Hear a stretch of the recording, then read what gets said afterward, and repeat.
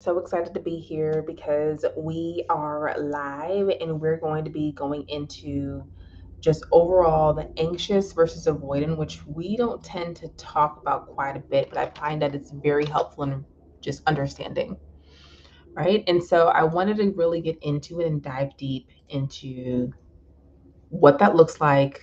How do you know which one you are? And I don't know if you guys have taken the test. If you've taken the test, let me know in the chat if you have, because a lot of times it helps to know exactly what you're working with as far as when it comes to anxious versus avoidant in any way. So if you have, we're just going to overall talk about and exactly how to work through it and what the different ones look like. I have, something that we do, if you guys don't know, that um, I have a membership group called Hey It's Not You, It's Not Just You membership, which allows people to be able to not just wait until the next session, but just to go in between when it comes to when problems come up, having a community that's there with and a group that's there with you. And so, if you don't know, I'm really passionate about just kind of helping just overall community of people, just being able to be in community because I know it's something I didn't have when going through the toxic relationship because I found out when I realized someone was toxic that a lot of people around me were toxic as well. So I created that group for that. And so we're going to go dive deep into anxious versus avoidant attachment. So we have an idea of what that looks like. Right. I want you guys to be able to just have that. So I'm just going to do a little couple slides that I've done for the membership group already. But just so you guys kind of have a little bit of information, we can kind of talk deeper into it as well. So let me see if I can share my screen. Okay. If you guys can see that.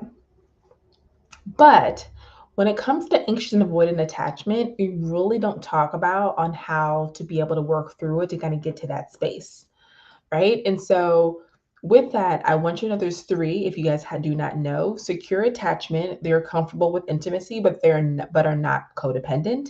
They do not define their identity or self-esteem on their lover's reinforcement, right? They know inherently that they are worthy of love and can give and receive care comfortably.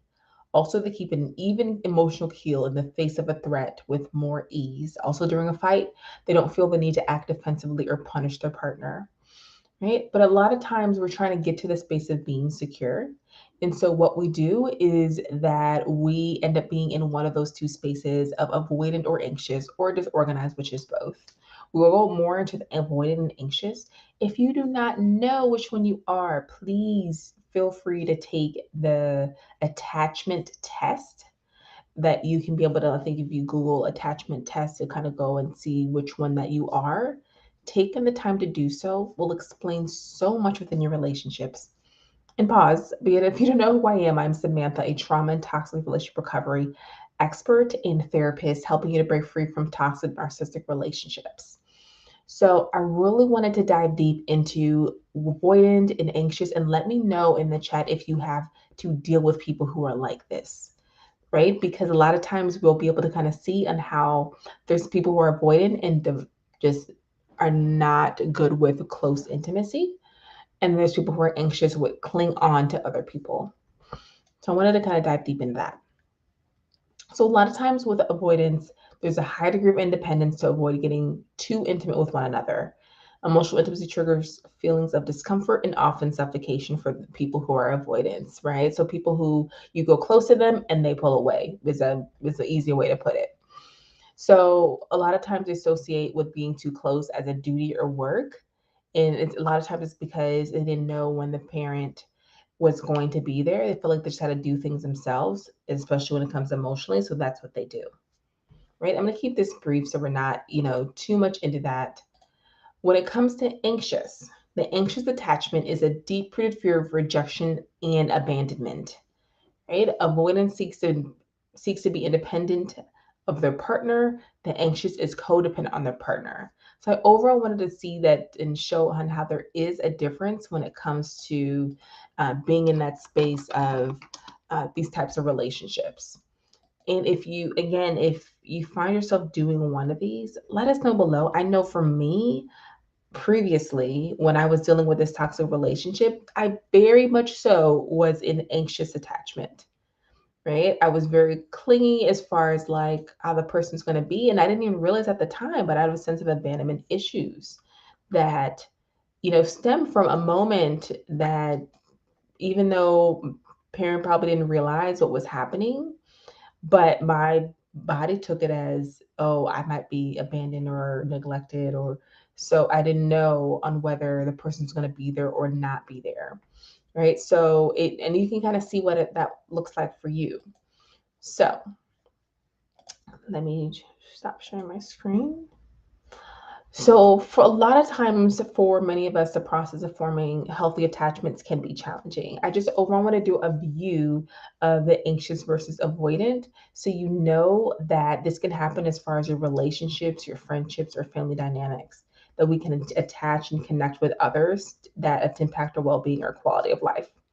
So a lot of times we have to realize, and with avoidant attachment, if you find yourself avoidant, I really want you to ask yourself these couple of questions and let us know below if you feel comfortable in doing so, right? So we got to think about, what does my ideal relationship look like?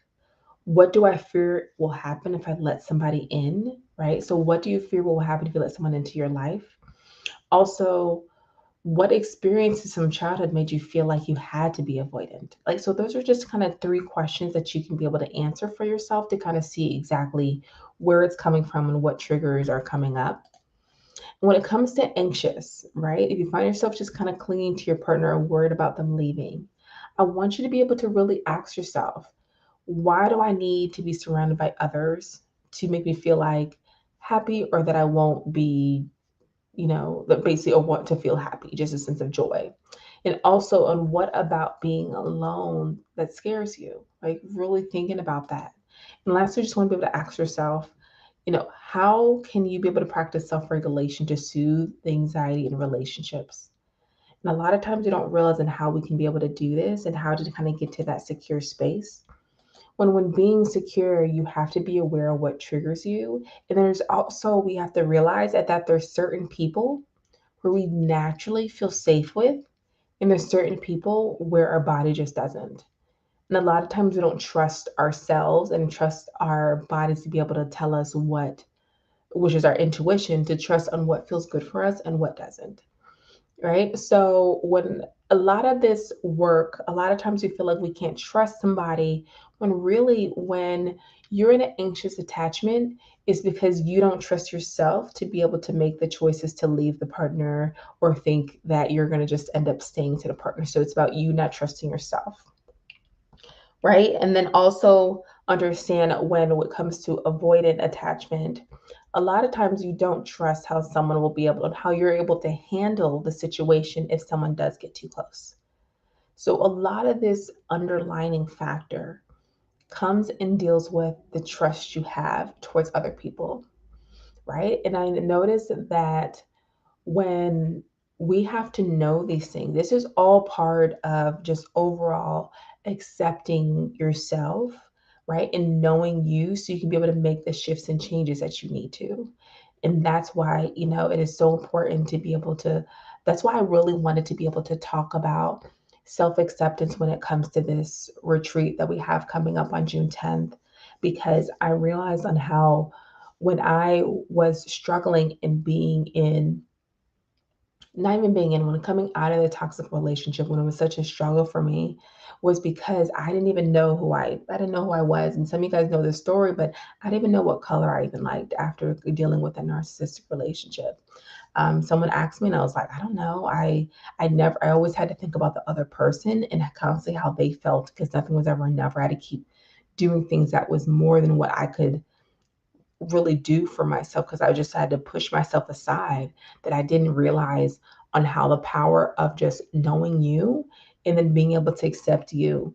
So when I started in the dating process beforehand, before in this current relationship, when I'm in the dating process, I didn't realize and how I had to be accepting myself, accepting my passion for doing this work, right? So someone's coming in and trying to be number one and push everything else to the side, that's not going to happen, because I'm passionate about what I do, right? So I want you to be able to realize and accept knowing yourself and being able to accept those parts of yourself, and that's why I feel like it's so important to kind of have that part for yourself of just knowing you, right? So you have to really be able to cultivate that self-awareness, and know that I would love for you to join me on this masterclass if you can, for the retreat for the gold access, or if you want to do the whole day, take a time for yourself to do that.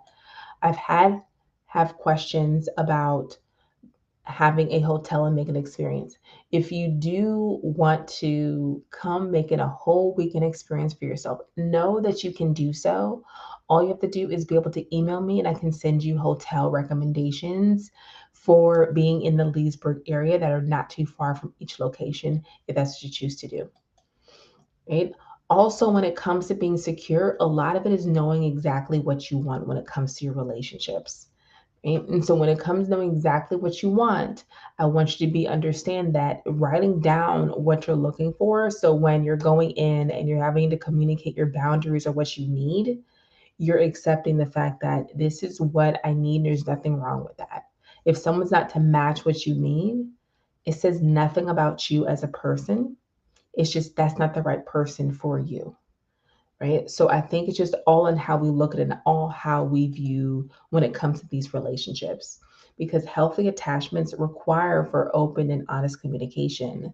This means communicating our boundaries and needs to our partners and loved ones. It also means listening to their needs and respecting their boundaries. Open communication fosters trust and that intimacy, which are essential for secure attachment, because understand healthy relationships involve mutual respect, trust, and understanding.